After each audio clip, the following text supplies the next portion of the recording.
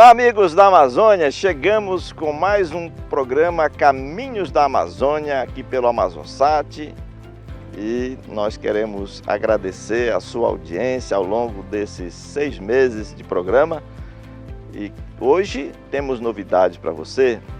No 7º curso promovido pelos pesquisadores da Embrapa Amazônia Ocidental, eles vão falar sobre alimentação dos peixes. Também vamos falar sobre formação, recuperação e manutenção de pastagem no estado do Amazonas. Vamos dar um giro pelo estado e a gente volta daqui a pouco. Pesquisadores da Embrapa Amazônia Ocidental no estado do Amazonas produziram 9 cursos falando sobre a criação de peixe em tanque escavado, principalmente o tambaqui. No 7º curso, eles vão falar a respeito da alimentação dos peixes. Considerando o crescimento, a engorda do pescado, eles orientam que uma alimentação nutritiva e bem orientada ajuda a evitar mortalidade e melhora a rentabilidade na comercialização do pescado.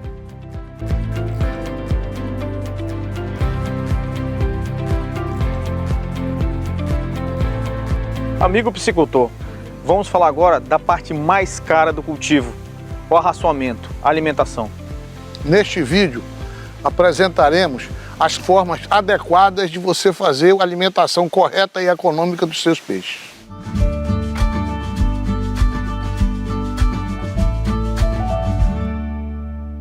Para que os peixes apresentem um bom desenvolvimento, é necessário que eles sejam alimentados corretamente.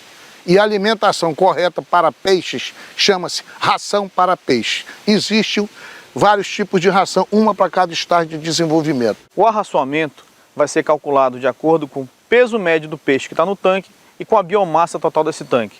Acompanhe a tabela a seguir.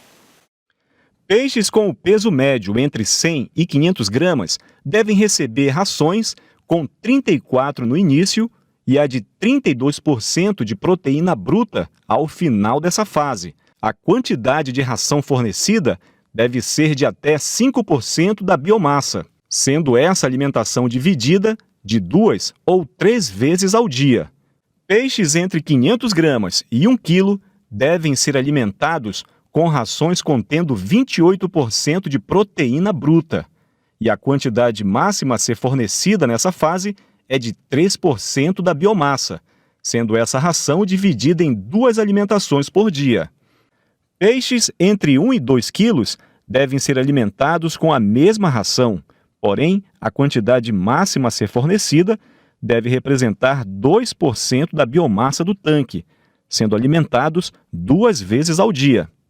Peixes de 2 a 2,5 kg devem ser alimentados com a mesma ração, porém a quantidade máxima representa 1,5% da biomassa, ainda dividindo essa quantidade de manhã e de tarde.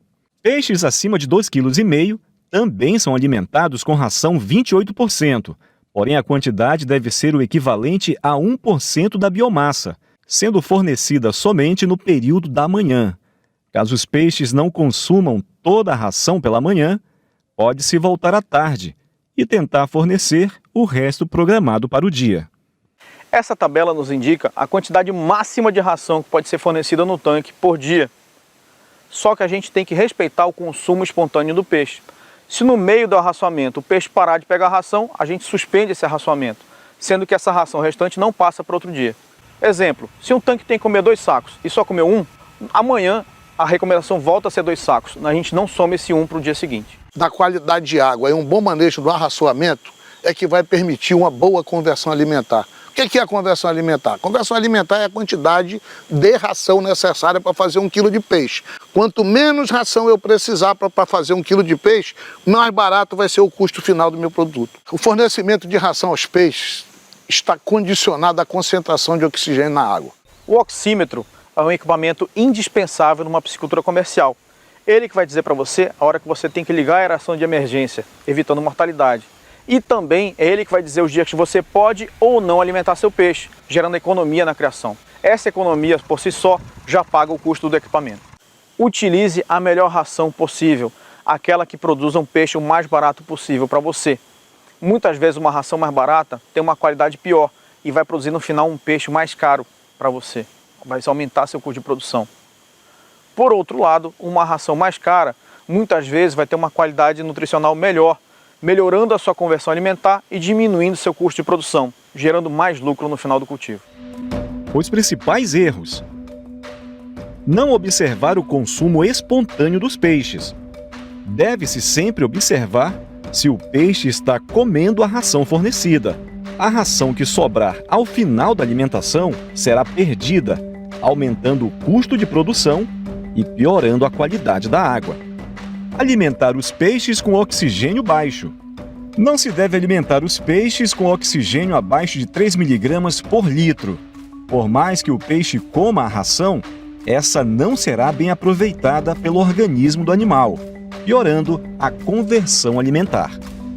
É muito importante que vocês atentem para o que o Roger falou em qualidade e custo de ração e de produção de peixe. O mais importante mesmo é que vocês consigam identificar qual a ração permite que vocês tenham o melhor custo de produção. Isso é que é importante. No próximo bloco você acompanha a primeira reportagem sobre formação, recuperação e manutenção de pastagens no estado do Amazonas. A gente volta já.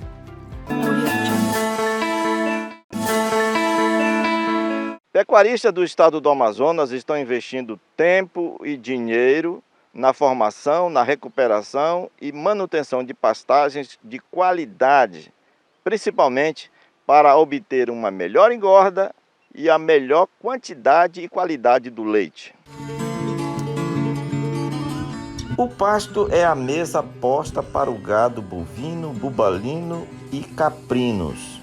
O Amazonas, o maior estado brasileiro em área territorial, proporcionalmente possui um dos menores espaços geográficos destinados à pastagem.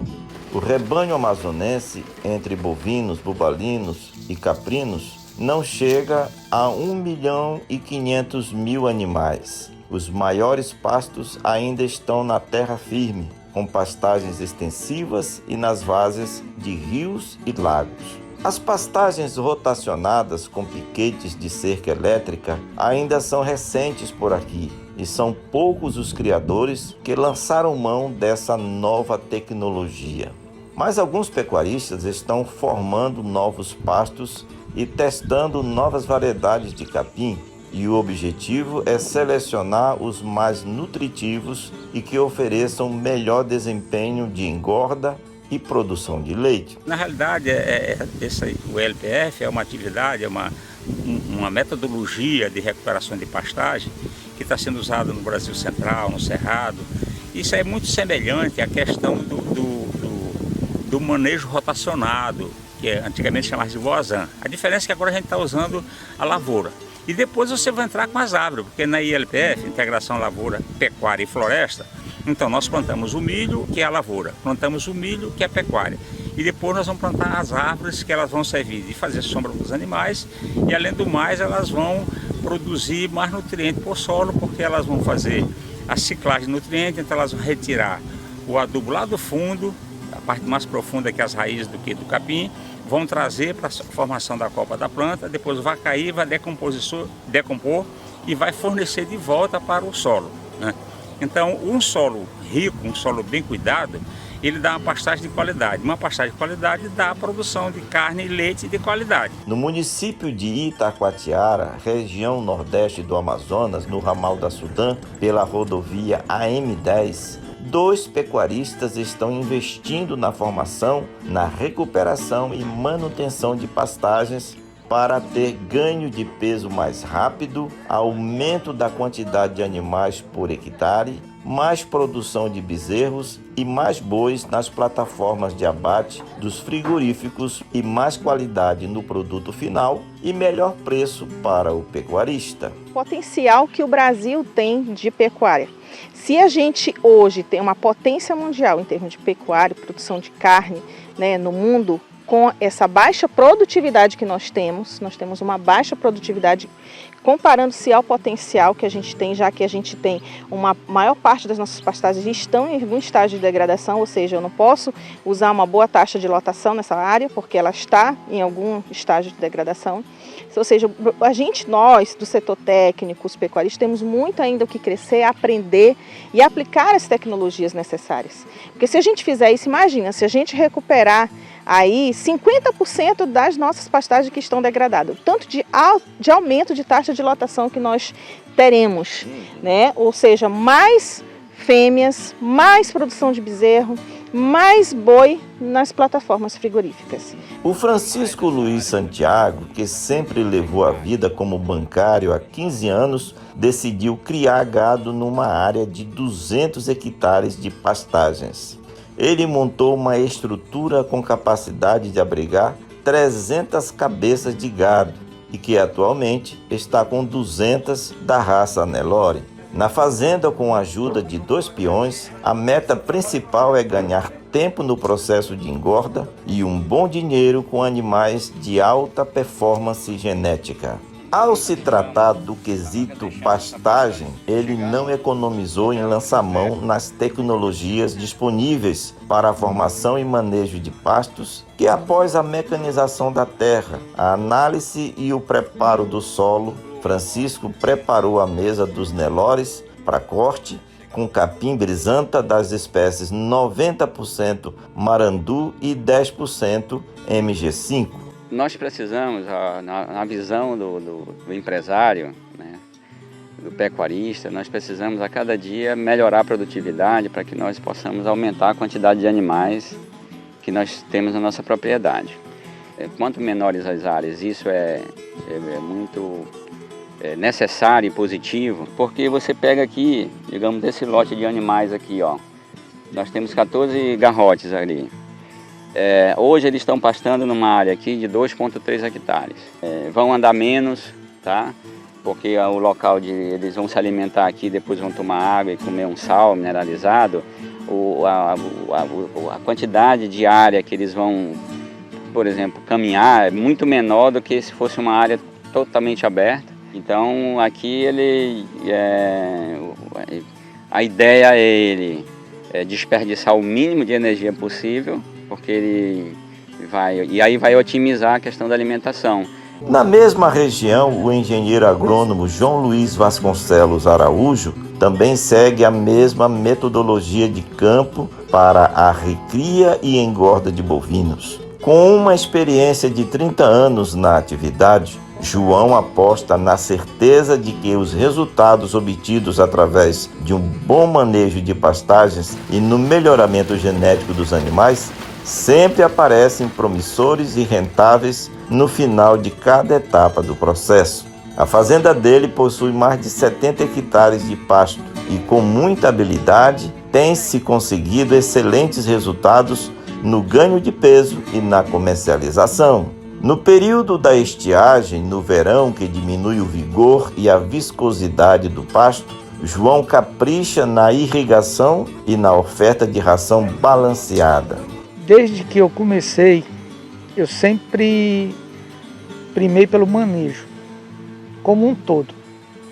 Porque você tem que ter a nutrição e a genética, né? E essa fazenda aqui, por exemplo, ela é uma fazenda pequena.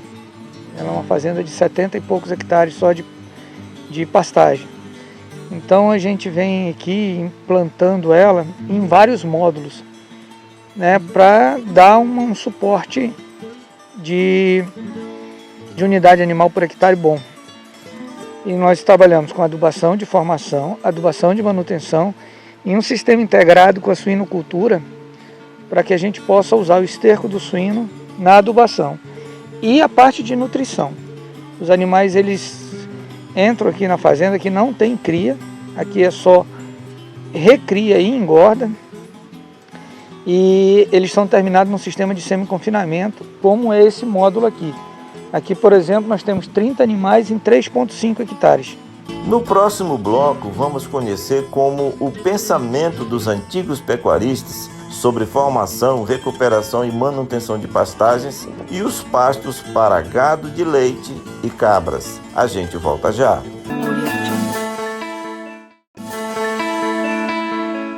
vocês viram na primeira reportagem, acompanharam a entrevista, os depoimentos do Francisco, do João Luiz, né, e de outros pecuaristas sobre a formação, recuperação e manutenção de pastagem. Nós estamos aqui nesta fazenda que é conhecida como Rancho Paraíso Moitinha, do nosso amigo pecuarista e médico veterinário Wilson Nunes, aqui na estrada, na rodovia AM70 que liga Manaus, Manacapuru, que nós escolhemos como cenário para a apresentação do programa de hoje. E ele está cultivando aqui, está formando uma pastagem muito bonita com o capim brisanta marandu, que é uma variedade desenvolvida pela Embrapa. Agora você vai ver a última reportagem sobre pastagem no Amazonas.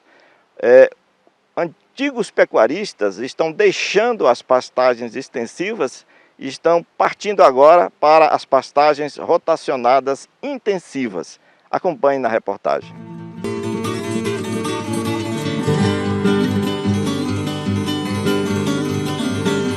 Pelas contas dos técnicos e extensionistas do Instituto de Desenvolvimento Agropecuário e Florestal Sustentável do Amazonas, o IDAM, no estado existem 994 mil hectares de pastagens em terra firme, 207 mil hectares de várzea e 607 hectares de capineira. Terra e comida suficientes para, no mínimo, 5 milhões de cabeças de bois, mas atualmente só abrigam menos de 1,5 milhão de animais entre bovinos e bubalinos. O pecuarista Marcos Quirino, um dos mais antigos do Amazonas, no município de Presidente Figueiredo, região norte do estado, dono da fazenda Camila, no quilômetro 192 da BR-174, que liga Manaus a Boa Vista, em Roraima, aos poucos vem fazendo o trabalho de recuperação e manutenção de pastagens nas fazendas dele. Marcos diz que faz mais de 20 anos que não derruba uma árvore para a formação de novos pastos e, além de não desmatar, tem protegido a floresta que contorna o perímetro das áreas de pasto, reflorestou nas proximidades das nascentes de água e não mexeu na cobertura vegetal das serras. Ele conta ainda que tem evitado revolver o solo com frequência e prefere o uso de piquetes para engorda com capins de alta produtividade. Sempre dialoguei em reunião mostrando que o caminho era recuperação de pastagem, área degradada, sem agredir o meio ambiente. Se o Estado não voltar a ter essa mesma preocupação, o que é que vai acontecer? O povo vai começar a desmatar mais, e não é o melhor caminho, e não é a melhor alternativa. Diria para os governantes um recado e pedir, e não precisa, ajude os pequenos, eles precisam. Eles hoje a geração de emprego, hoje o distrito industrial, a realidade está aí e o povo precisa de comer.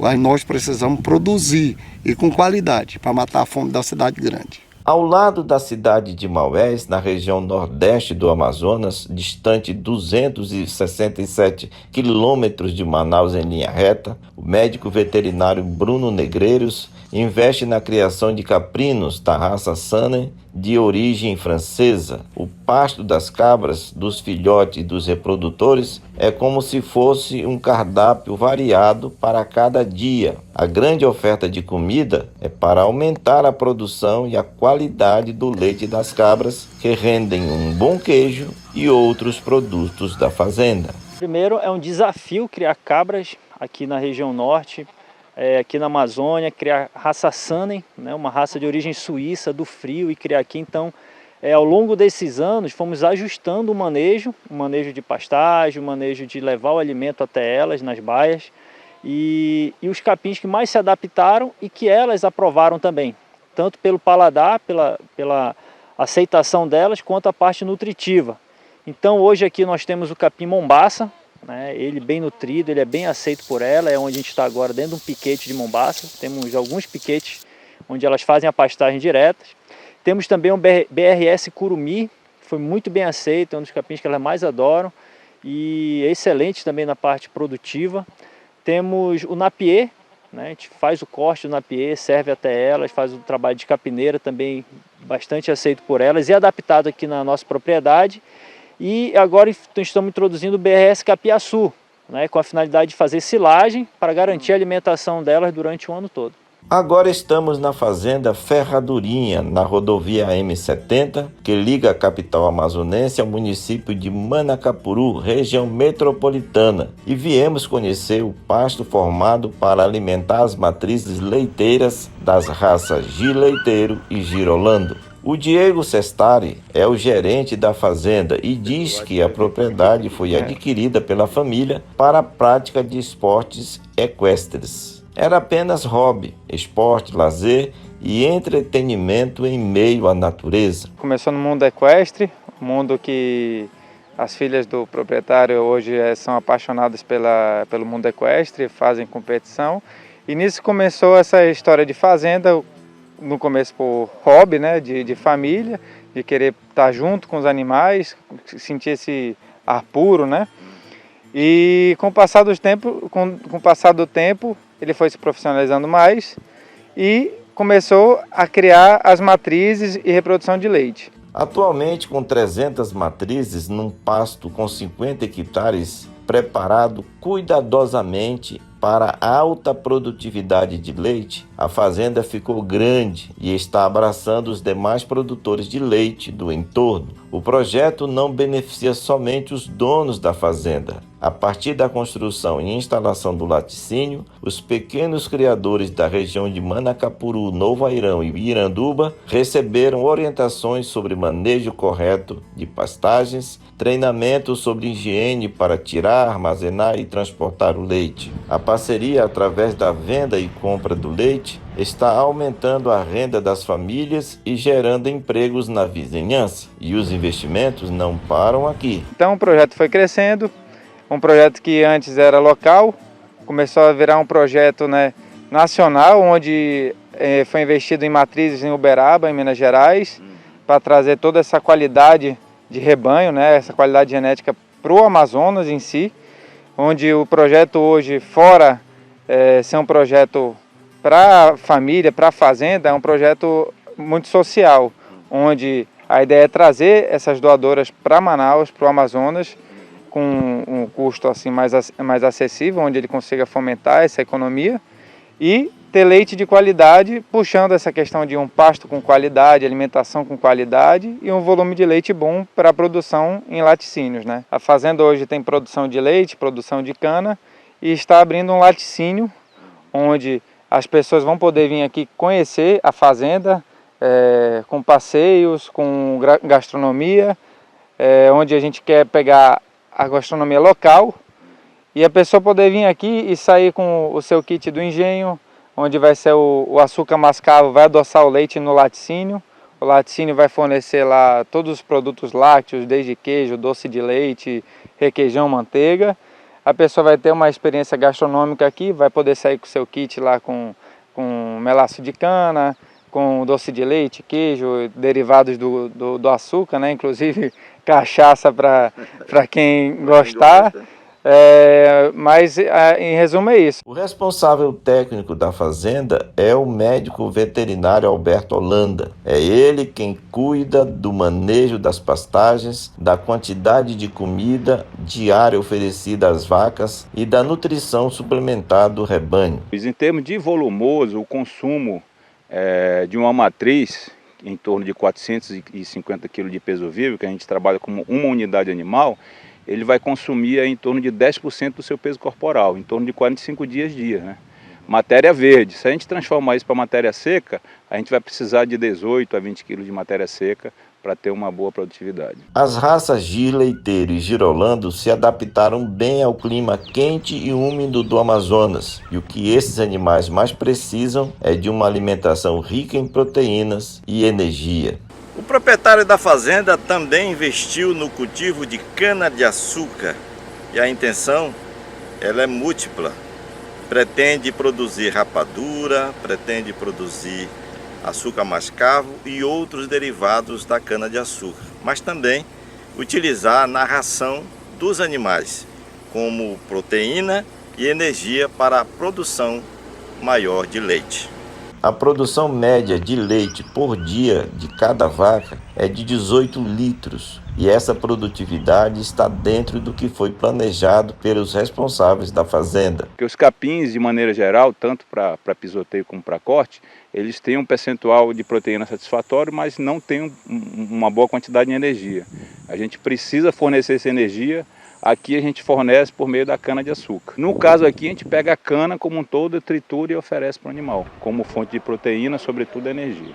O nosso alvo, né, em média, atingir é em torno de 18 quilos ou 18 litros de leite por animal. Né. Uma pastagem bem feita, com análise de solo bem organizada, com calcário, com a calagem feita, é capaz de a gente produzir uma qualidade de massa maior de pastagem e botar maior capacidade de gado.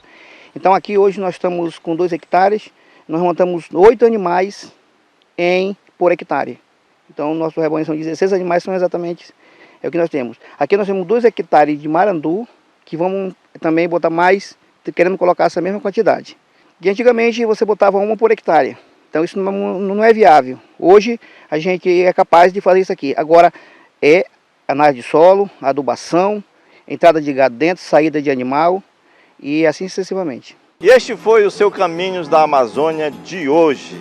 E nós estamos aqui na Corredeira do Urubuí, em homenagem ao município de Presidente Figueiredo, que no último dia 10 de dezembro completou 39 anos de emancipação política.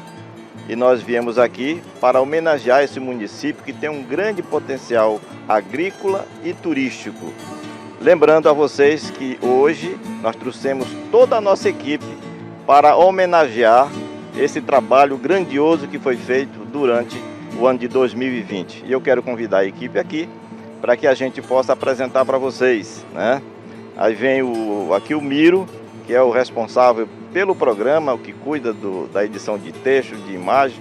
Aqui é o Jones França, que é o editor de imagem, né? O nosso que cuida dos arquivos, que cuida da plástica do programa. Aqui o William Cardoso, que é o nosso cinegrafista, operador de drones, e o Jacques Salvaterra, que é o faz tudo, né? Ele é repórter, ele filma, ele edita, opera drones. E assim, nós queremos agradecer toda essa equipe maravilhosa que durante esses 6 meses de programa esteve conosco lado a lado, criando, produzindo e ajudando na produção das reportagens. Para você, nós desejamos do nosso coração um Feliz Natal e um Ano Novo cheio de sabedoria e prosperidade. Um grande abraço e a gente volta, se Deus quiser, no ano que vem.